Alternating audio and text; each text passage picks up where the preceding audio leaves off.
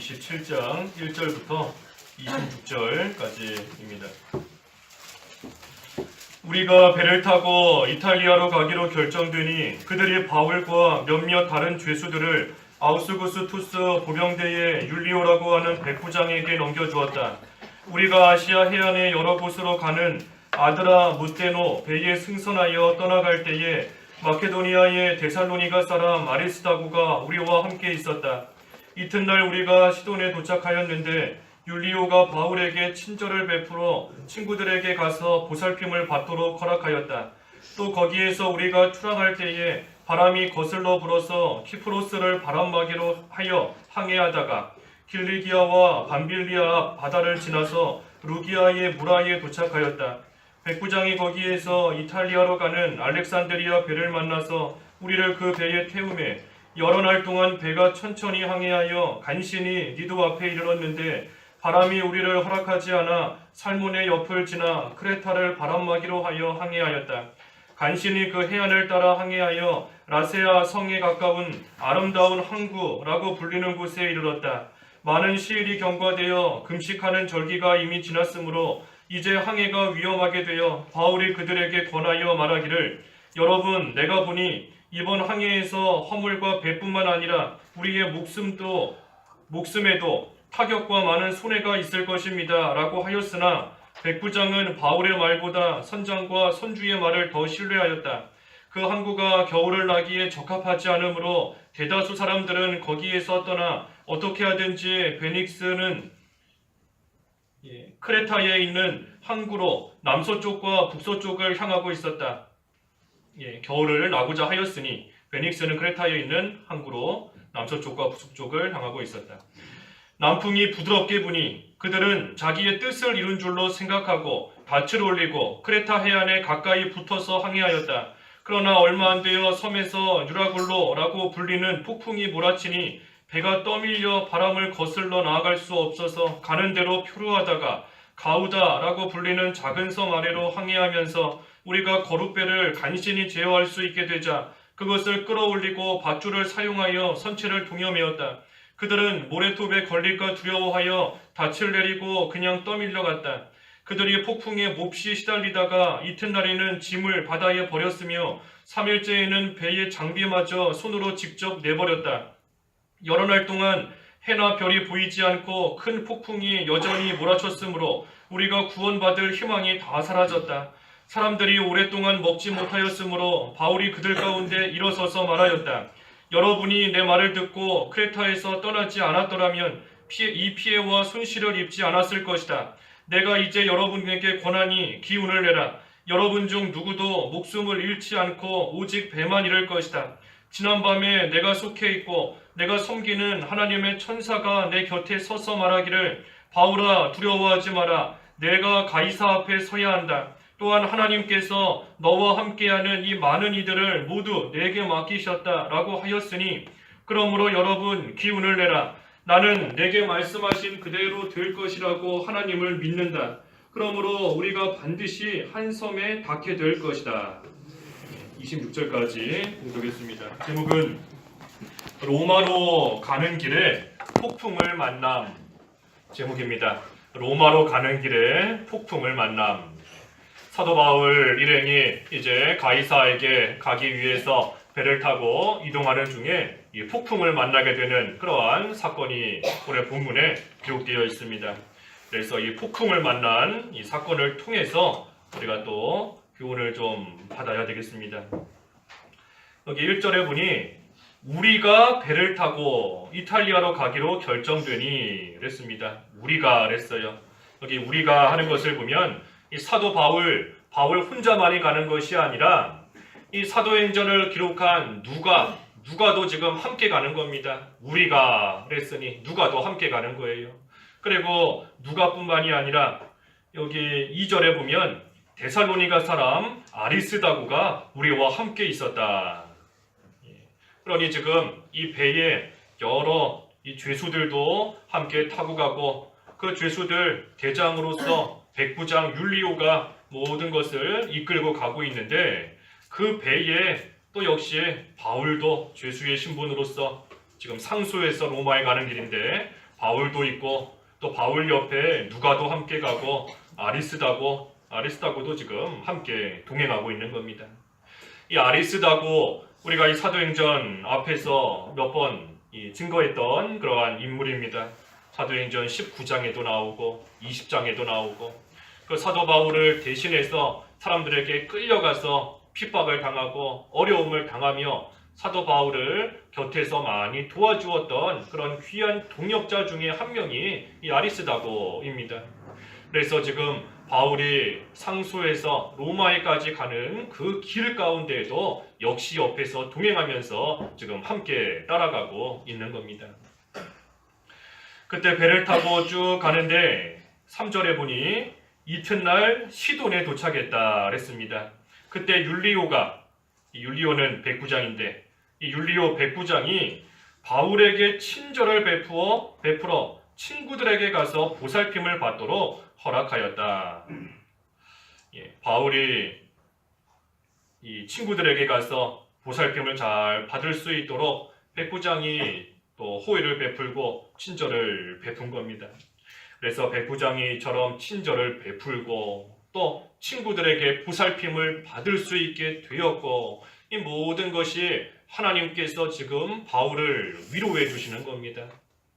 하나님의 뜻대로 로마에까지 가고 있는 바울, 우리 지난 시간에 그 마지막 절에서 보았지 않습니까? 바울이 가이사에게 상소하지 않았다면 바울은 풀려났을 겁니다.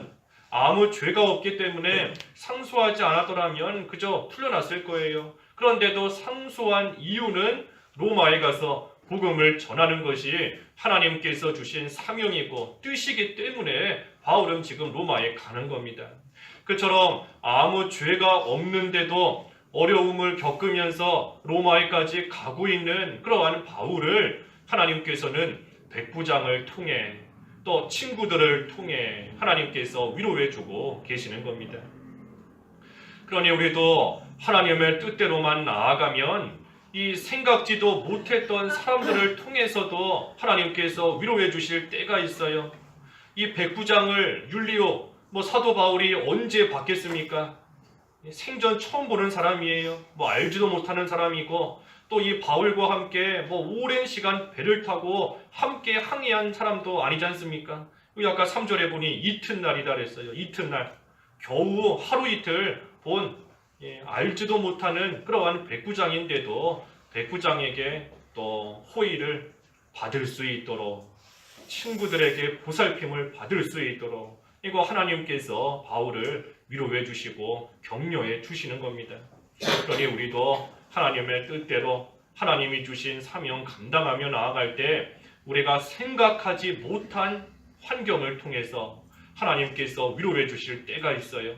생각하지 못한 사람을 만나게 하셔서 우리를 어루만져 주실 때가 있고 도와주실 때가 있고 다시금 힘을 얻을 수 있도록 해주시는 그러한 경우가 있는 줄을 알고 우리는 그저 바울과 같이 하나님의 뜻대로 보내시는 곳으로 또 순종하며 가는 겁니다. 4절부터 쭉 8절까지 이제 말씀을 보면은 이제 다시 출항을 해서 키프로스를 4절에 바람막이로 하여 항해하다가 5절에 길리기아와 밤빌리아 바다를 지나고 그래서 루기아의 무라라는 곳에 도착했습니다. 그리고 거기서 이탈리아로 가는 알렉산드리아 배를 만나서 그 배로 이렇게 갈아타게 되었습니다. 그리고 7절에 또 여러 날 동안 배가 천천히 항해해서 이 니도라는 곳에 이르렀는데 이 바람이 강하게 부니 이 크레타를 바람막이로 해서 계속해서 항해했습니다. 그리고 나서 8절에 간신히 항해해서 이 라세아 성 가까운 아름다운 항구라고 불리는 곳, 우리 전에 성경에는 미항 그랬는데 미항 아름다운 항구 이곳에 이제 이르게 되었습니다. 여기까지는 잘 왔어요. 잘 왔습니다. 비록 중간에 바람이 좀 강하게 불기도 하고 또 순간순간적인 어려움도 만나기는 했지만 그래도 미항에 이르기까지는 그래도 순적하게 지금까지는 잘 왔습니다. 하지만 문제는 이제 이 뒤에부터가 문제인 겁니다. 이 9절에 보니 많은 시일이 경과되어 금식하는 절기가 이미 지났으므로 이제 항해가 위험하게 되어 바울이 그들에게 권하여 말하기를 여러분 내가 보니 이번 항해에서 화물과 배뿐만 아니라 우리 목숨에도 타격과 많은 손해가 있을 것입니다. 라고 하였으나 이제 9절부터 쭉 뒤에까지 보면 오늘 제목과 같이 이 바다에서 큰 폭풍을 만나게 됩니다. 큰 폭풍을 만나서 구원받을 소망까지 끊어졌구나 하고 생각이 들 정도로 아주 큰 죽음의 위기 가운데 빠지게 되는 그러한 일이 이제부터 일어나게 되는 겁니다. 그런데 문제는 이러한 폭풍을 왜 만나게 되었는가? 애초에 이런 폭풍을 안 만날 수도 있었습니다. 그러니 폭풍을 안 만나는 그러한 길로서 갔으면 되는데 그러지 못하고 이 배와 배에 타고 있는 사람들이 그 폭풍을 만나게 되는 가운데 빠지게 되었는데 왜 그렇게 되었는가?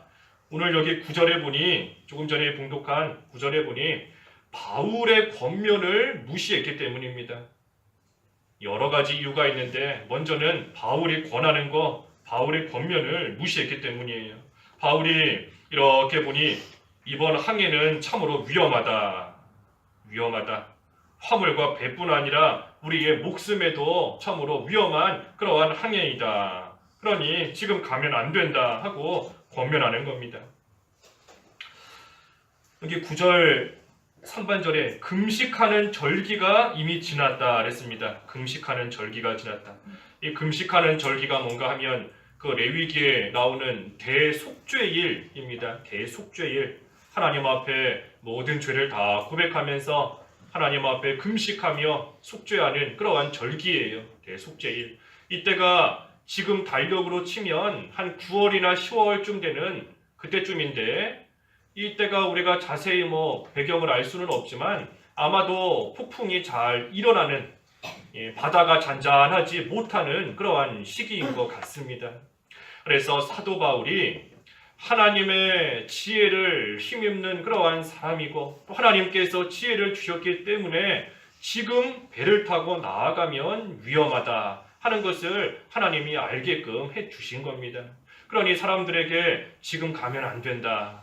지금 우리가 출발하면 많은 어려움을 겪게 되고 심지어 목숨까지도 위험할 수 있다 하면서 권한 겁니다.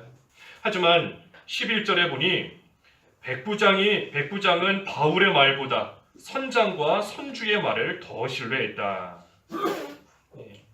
바울이 아무리 권했지만 백부장은 선주의 말을 더 신뢰했다 그랬습니다. 왜냐하면 이 백부장이 볼 때 선주는 이 배 또 바다에 대해서는 전문가입니다. 경험도 아주 많고 또 항해하는 데 기술자이고 지식도 많고 하니 바울이 하는 그런 말보다 선장의 말을 듣는 것이 더 합리적이고 그것이 더 옳게 여겨지는 겁니다. 이 세상에 경험을 가지고 지식을 가지고 말하는 사람이 있고 또 한쪽에서는 하나님께 기도하면서 하나님이 주시는 지혜를 가지고 또 말하는 사람이 있는 겁니다.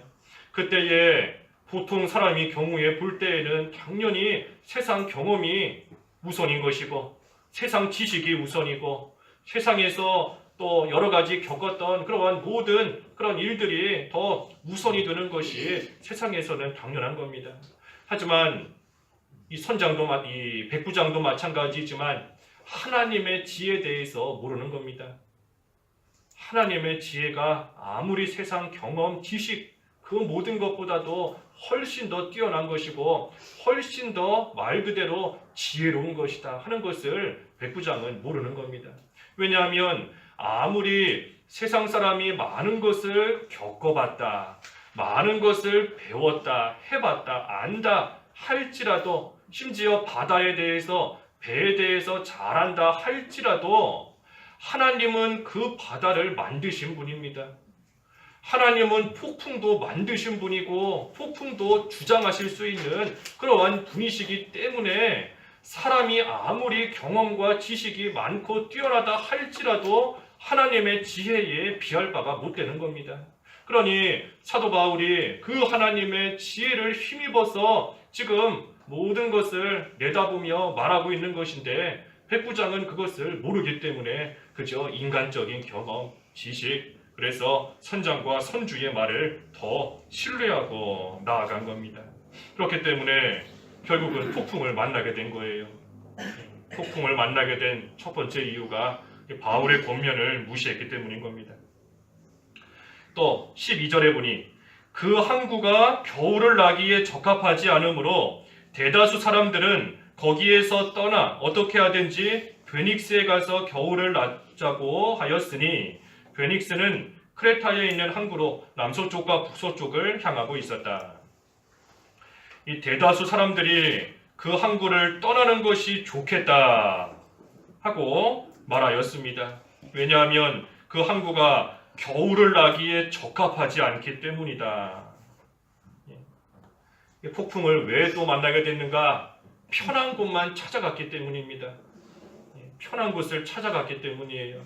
여기는 겨울을 나기에 적합하지가 않다.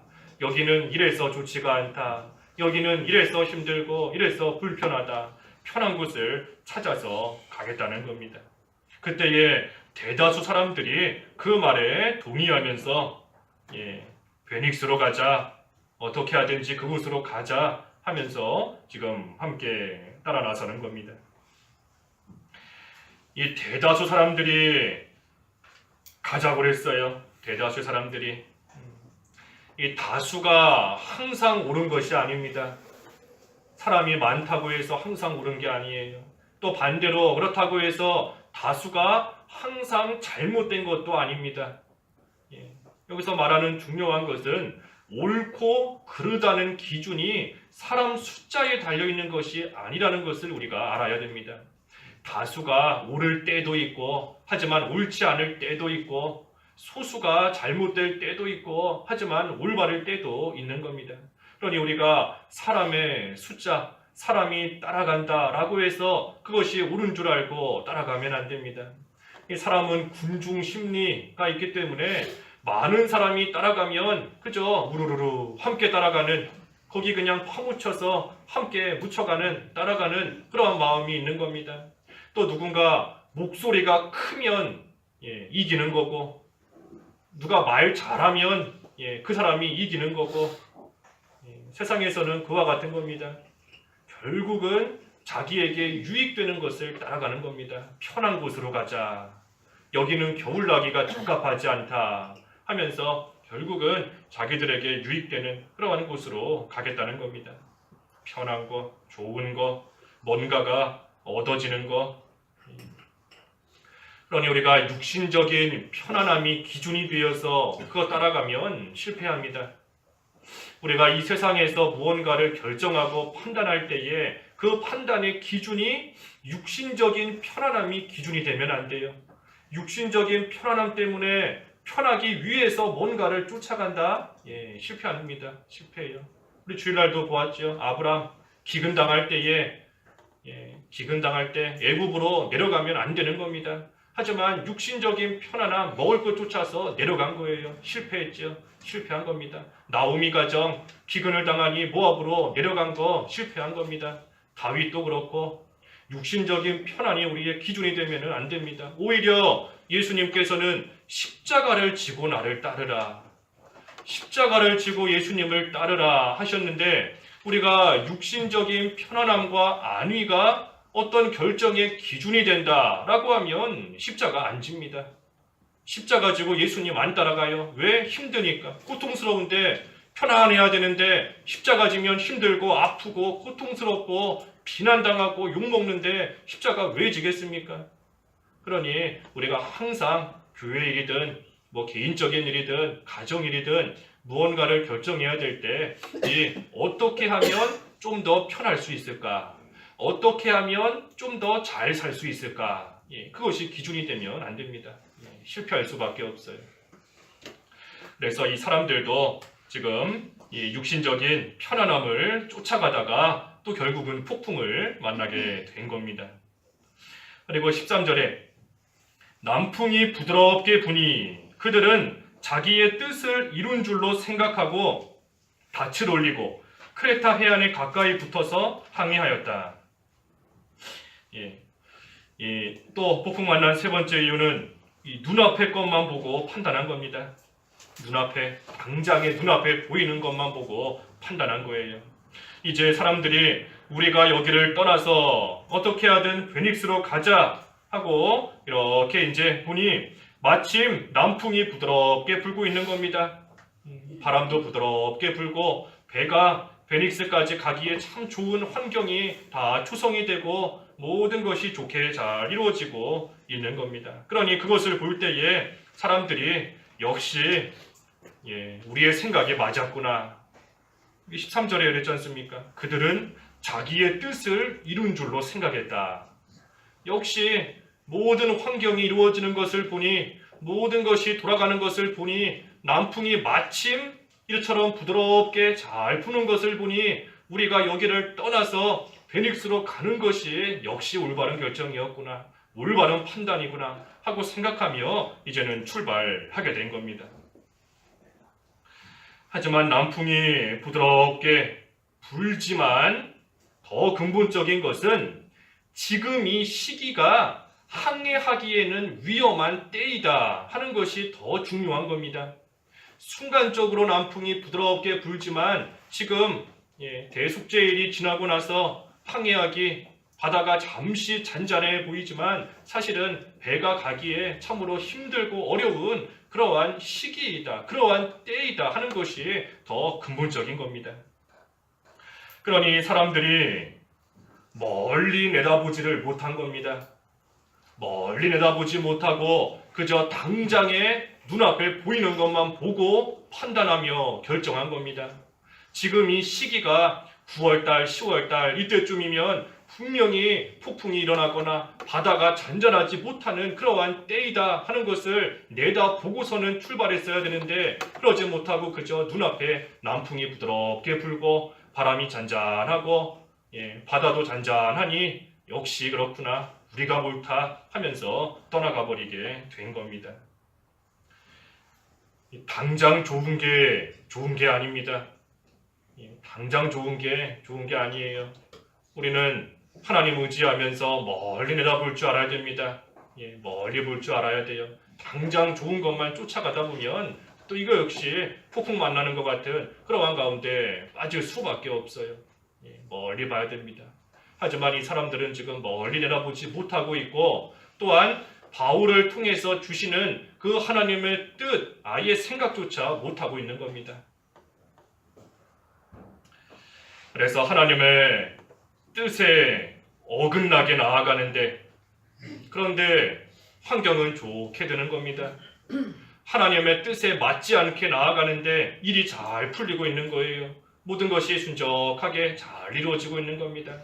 우리가 잘 아는 것처럼 요나랑 똑같은 겁니다. 지금 상황이 다시스로 가는 배, 하나님께서 니느웨로 가랬는데 다시스 가는 배 딱 만나는 것과 똑같은 겁니다. 이것 봐라, 역시 다시스 가는 것이 하나님의 뜻인가 보다, 역시 내 생각이 맞았구나, 주어지는 환경 보면서 결정하고 판단하고 나아가는 겁니다.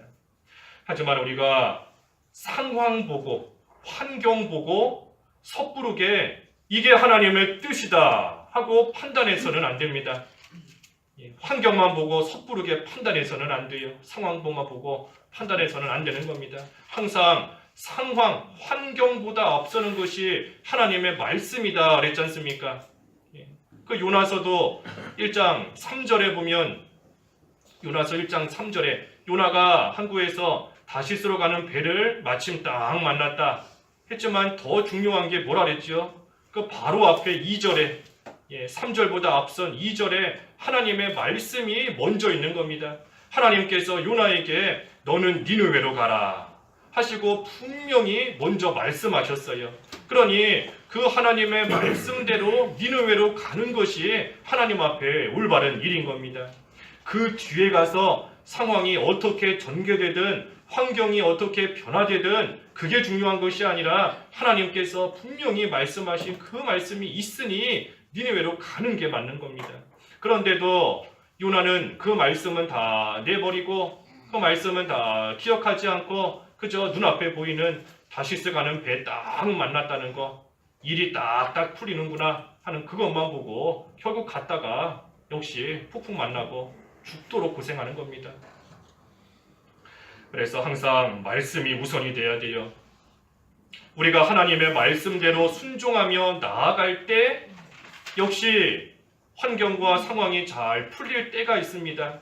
그때는 우리가 역시 하나님의 말씀대로 순종하며 나아가는 지금 이 길이 하나님의 뜻에 맞는 길이구나 하는 것을 확신할 수 있는 것 뿐이지, 뭐가 됐든 중요한 것은 우리가 상황 보고 판단하는 것이 아니라 말씀이 모든 것의 기준이 되어야 됩니다. 말씀이. 그러니 반대로 말하면 하나님의 말씀대로 나아갈 때에 환경이 녹록지 않다 할지라도 말씀이 있는 이상 끝까지 가야 됩니다. 구름기둥과 불기둥으로 하나님이 이끌고 나아가시는 이상 가다가 대적을 만날지라도 마실 물이 없을지라도 힘든 상황을 만날지라도 하나님께서 이끌고 가시는 말씀이 있으니 무조건 전진해야 되는 겁니다. 해야 돼요.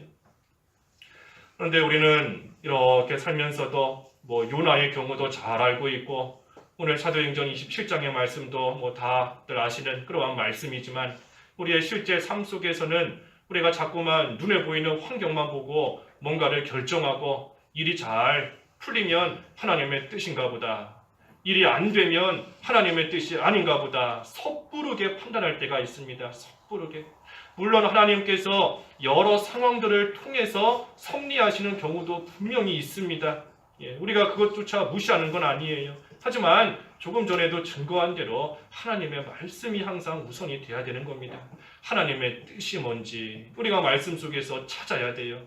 하나님께서 원하시는 것이 무엇인지 우리가 발견해야 되는 겁니다. 그래서 그것을 찾았으면 이제는 아무리 어려운 환경이 가로막고 있더라도 가는 것이고, 또 반면에 하나님께서 문을 열어주시고 길을 인도해 주셔서 또 일이 잘 풀리면 또 그때 역시 그 하나님의 말씀 붙잡고 힘있게 기쁘게 감사함으로 또 그 길 걸어 나아가는 겁니다.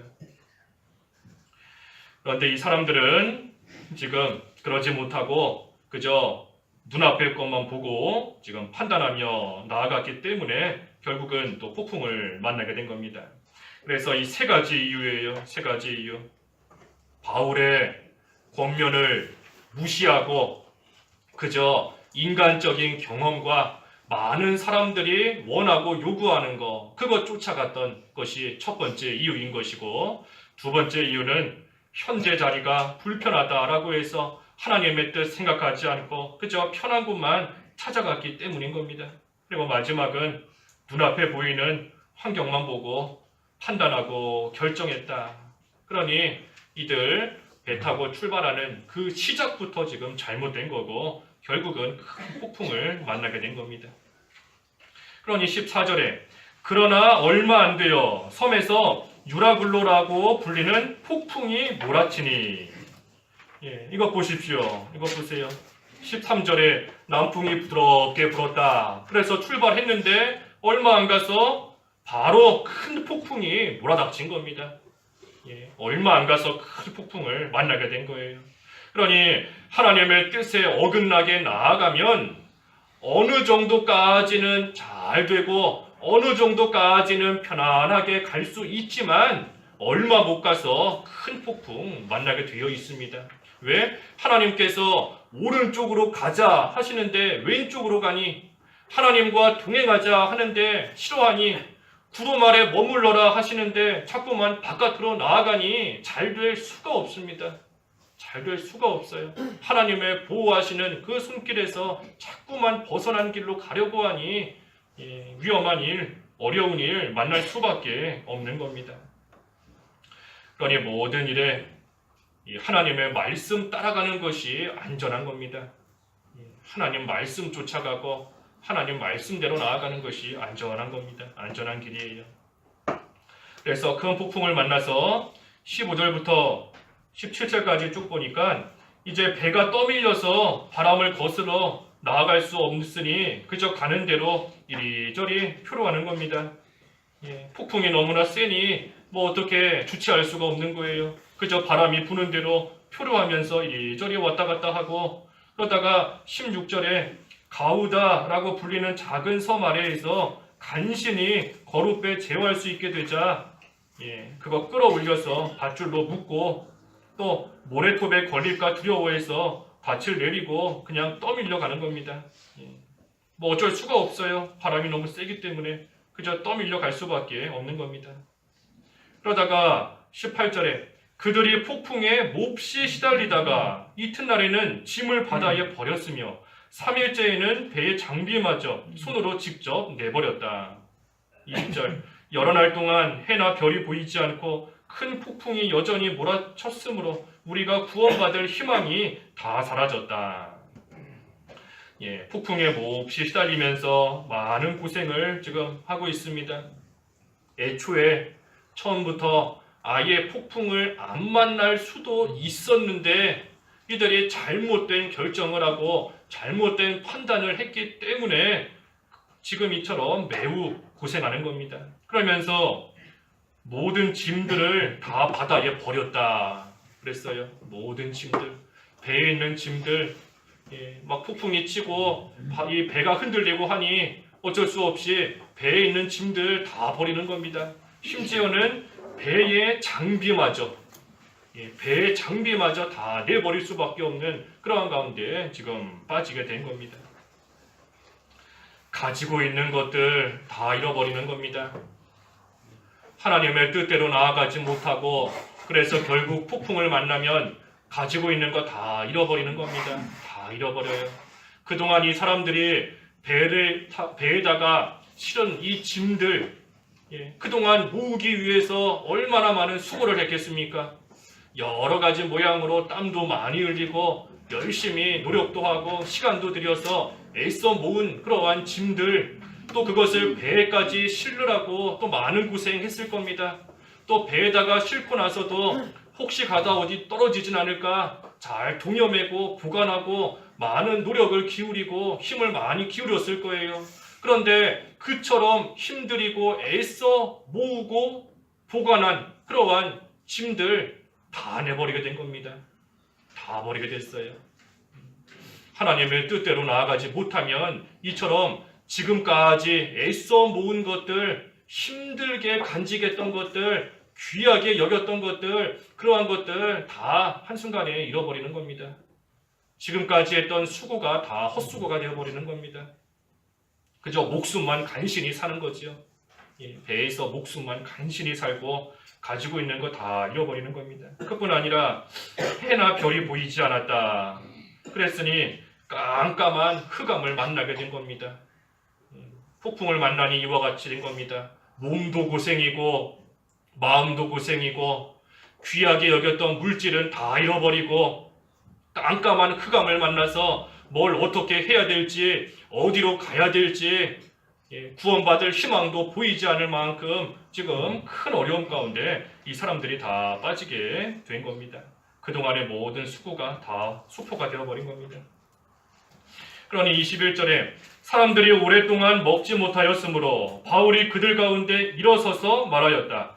여러분이 내 말을 듣고 크레타에서 떠나지 않았더라면 이 피해와 손실을 입지 않았을 것이다. 바울이 하나님의 뜻을 깨달아서 가지 말라고 권면했을 때에 그 말을 듣고 안 갔으면 폭풍을 만나지도 않았을 것이고 이처럼 표류하지도 않고 죽도록 고생하지도 않았을 것이다 하는 겁니다. 하지만 바울의 말을 듣지 않고 자기들 생각대로 나아가니 결국은 폭풍 속에서 어찌해야 할 바를 알지 못하는 이러한 가운데 지금 헤매고 있는 겁니다. 그러니 바울이 지금 그들을 책망하는 겁니다. 당신들이 내 말을 듣지 않았기 때문에 이와 같은 어려움을 겪고 있는 것이다. 그들이 깨달아 알게끔 바울이 지금 책망하며 나아가는 겁니다. 우리가 폭풍을 만났을 때 깨달아야 됩니다. 깨달아야 돼요. 내가 과연 어디에서부터 잘못한 것일까? 어디에서부터 잘못된 걸까? 앞에서 증거했지만 이 배를 타고 지금 항해할 때 처음에 어느 정도까지는 잘 왔습니다. 그때까지는 순적하게 순간순간적인 바람이 세게 부는 적도 있기는 했지만 그래도 순적하게 형통하게 잘 왔던 겁니다. 하지만 어느 순간부터 폭풍을 만나게 된 겁니다. 그러니 그것을 깨달아야 돼요. 내가 언제부터 이러한 길로 들어오게 되었는지, 가이사라에서부터인지 아니면 루디아의 무라에서 출발할 때인지 미양에서 출발할 때인지 그때 무슨 일이 있었는지 언제 무슨 일이 있어서 지금 이러한 폭풍을 만나게 되었는가 그것을 우리가 책망받을 때에 깨닫고 알아야 됩니다. 그래서 그 잘못된 것을 고치면 됩니다. 그때부터라도 고치면 돼요. 책망을 받게 된 그때부터라도 고치면 다시 살 길이 소망이 보이는 겁니다. 지금까지는 구원받을 희망이 다 사라졌다 할지라도 하나님이 책망하신다는 것은 버리시지 않았다는 거기 때문에 그때라도 돌이키면 다시금 희망이 보이는 겁니다. 그래서 22절에 내가 이제 여러분에게 권하니 기운을 내라. 여러분 중 누구도 목숨을 잃지 않고 오직 배만 잃을 것이다. 그랬습니다. 기운을 내라. 목숨을 잃지 않을 것이다.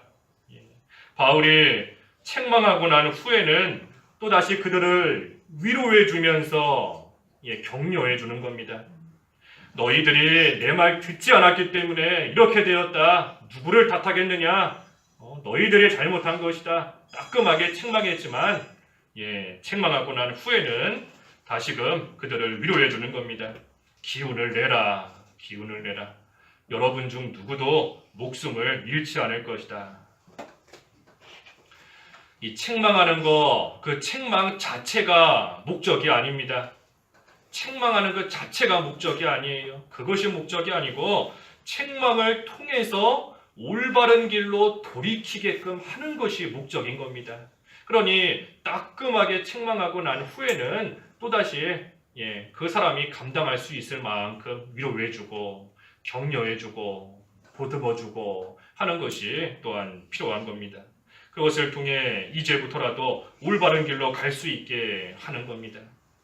그러니 우리가 주일에도 마태복음 통해서 보았지만 하나님께서 우리를 왜 책망하시는가, 책망의 목적을 우리가 바로 알고 책망받을 때 낙심하지 않아야 된다. 그렇습니다. 낙심하지 않아야 된다. 우리가 어리고 또 여리고 약하기 때문에 책망을 받으면 순간적으로 낙심이 될 때가 있어요. 낙심이 됩니다. 하나님께서 여러 가지로 우리를 책망하시는데 이 사도 바울과 같이 하나님께서 우리에게 말씀으로만 그냥 너 잘못했다 하시는 것이 아니라 무슨 사고를 당하게 하실 때도 있고 갑자기 가족들에게 무슨 문제가 생기게 하실 때도 있고 병에 걸릴 때도 있고 경제적인 어려움을 겪게 하실 때도 있고 하나님께서 여러 가지 모양으로 우리를 책망하시는 겁니다. 그때 우리가 낙심하지 않아야 됩니다. 낙심하면 안 돼요. 그러니 낙심하지 않도록 힘을 써야 된다 그랬지요. 하늘나라 침노하는 것처럼 힘을 써야 된다. 특별히 낙심하지 않도록 책망받을 때. 그래서 어떻게 하든 책망받을 때에 내가 어디에서부터 잘못됐는지 무엇이 잘못됐는지 그것을 잘 돌이켜보는 그러한 시간으로 삼아서 그 책망을 통해 다시 바로 서야 되는 겁니다. 서면 돼요. 그러면 소망이 있는 겁니다. 그래서 23절에도 지난밤에 내가 속해 있고 내가 섬기는 하나님의 천사가 내 곁에 서서 말하기를. 지금 바울이 이 사람들을 책망하고 또 그들을 위로하면서 여러분 중 누구도 죽지 않을 거다. 그저 배만 잃을 것이다. 그러니 기운을 내라 하고 말해주는 이것은 바울이 그저 듣기 좋은 말 해주는 게 아닙니다. 바울이 하나님 앞에 기도하면서 하나님이 깨닫게 하신 하나님의 뜻을 지금 전해주는 겁니다. 여기 23절에 그랬잖아요. 방금 읽은 지난 밤에 하나님의 천사가 내 곁에 서서 말해주었다. 이 바울은 폭풍을 만난 그 뱃속에서도 밤새도록 하나님께 기도한 겁니다. 남들은 죽을까 걱정하며 염려하고 있지만 이 바울은 그 속에서도 밤새 하나님께 기도하는 것이고 그때 하나님께서 바울에게 하나님의 뜻을 알려주신 것이고 그것을 바울은 또한 그 배에 있는 사람들에게 그대로 말해준 겁니다. 뭐라고 말했는가? 두려워하지 마라. 기운을 내라. 한 사람도 죽지 않을 것이다. 그러면서 또 24절에 바울아 두려워하지 마라. 내가 가이사 앞에 서야 한다. 또한 하나님께서 너와 함께하는 이 많은 이들을 모두 내게 맡기셨다. 라고 하였으니 항해하는 모든 사람들을 바울에게 맡기셨다. 이게 무슨 뜻인가 하면 바울은 가이사에게 가야 됩니다. 바울이 가이사에게 가는 것이 하나님의 뜻이고 또 그것을 바꿔 말하면 바울은 하나님의 뜻 가운데 가이사에게까지 가게 되어 있습니다. 그러니 가이사에게 가는 그 바울과 함께 있는 이 배에 타고 있는 사람들도 바울과 함께 무사히 가게 될 것이다 하는 겁니다. 바울이 그 배 안에 있으므로 바울은 로마에까지 무사히 갈 것이므로 그러니 그 배에 있는 사람들도 바울과 함께 있는 사람들도 죽지 않고 무사하게 로마에까지 잘 이룰 수 있게 하나님이 해 주신다 하는 것을 바울에게 알려주신 겁니다. 바울이 지금 죄수의 신분으로서 로마에 가고 있는데 그렇기 때문에 처음에는 사람들이 바울을 무시했습니다. 바울을 무시하고 백부장도 바울의 말 무시하고 모든 사람들도 그 권면 듣지 않고 무시했지만 하지만 이제는 바울에게 매달려서 살 길을 구하는 겁니다. 처음에는 무시했는데 이제는 바울 덕분에 살 길이 보이는구나. 바울에게 매달려서 살 길을 지금 찾고 있는 겁니다. 이 세상도 마찬가지예요. 이 세상이 편안하고 아무 일도 없을 때에는 성도를 무시하고 교회를 핍박하고 무시하지만 어려운 일 당하면 교회의 도움을 구하는 겁니다. 우리를 위해 기도해달라. 우리를 도와달라 하면서 그 교회에 또 손을 내밀고 성도에게 손을 내밀고 나아가는 겁니다. 또 한편으로는 이 배가 큰 폭풍을 만나서 거의 다 죽게 되었지만 하지만 가이사에게 가게 되는 그 바울 한 사람으로 인해서 그 배에 탄 모든 사람들은 안전한 겁니다. 바울 한 사람으로 인해서 안전한 거예요. 그 배의 모든 사람들이 지금 죽게 되었지만 한 사람 때문에 살게 되는 겁니다. 요나의 경우와는 정반대지요. 요나 한 사람 때문에 배에 탄 사람이 다 죽게 되었습니다. 하지만 지금 바울은 정반대예요. 다 죽게 되었지만 바울로 인하여서 살 소망이 보이고 바울 때문에 살게 되는 겁니다. 이 세상이 참으로 악하고 말할 수 없을 정도로 타락하고 앞으로 더 타락해 나아가겠지만 그래도 무너지지 않는 것은 그 안에 성도가 있기 때문인 겁니다. 그 안에 교회가 있기 때문이에요. 우리 사무엘상 2장에서 보았지요. 성도는 기둥이다. 기둥이다. 교회가 바로 세상을 받치고 있는 기둥이다. 그랬습니다. 기둥이다.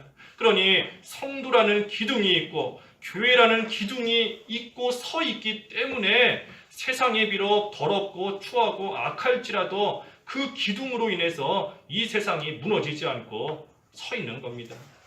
그러니 우리 한 사람 한 사람이 이 기둥의 역할을 잘 감당해야 됩니다. 우리 가정이 나로 인하여서 무너지지 않아야 된다. 우리 교회가 나로 인하여서 나 한 사람으로 인하여서 그래도 굳건히 서야 된다. 우리나라가 우리 교단이 우리 교회로 인하여서 굳건하게 서야 된다. 성도로 굳건히 서야 된다. 우리 각자가 기둥의 역할 참으로 귀한 줄 알고 잘 감당해야 됩니다. 그래서 나 한 사람으로 인하여서 죽어가는 사람들도 죽을 것 같아 두려워하는 사람들도 다시금 기운을 내고 힘을 내어서 끝까지 앞을 향하여 전진해 나갈 수 있도록 우리가 각자에게 주신 위치에서 이 기둥의 역할을 잘 감당하며 나아가야 하는 것입니다. 그래서 마지막 25절과 26절에 그러므로 여러분 기운을 내라. 나는 내게 말씀하신 그대로 될 것이라고 하나님을 믿는다. 그러므로 우리가 반드시 한 섬에 닿게 될 것이다. 이 바울의 고백 참 귀한 겁니다. 25절 귀한 고백이에요.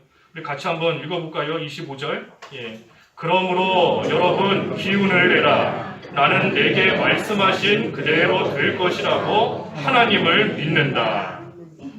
하나님을 믿는 겁니다.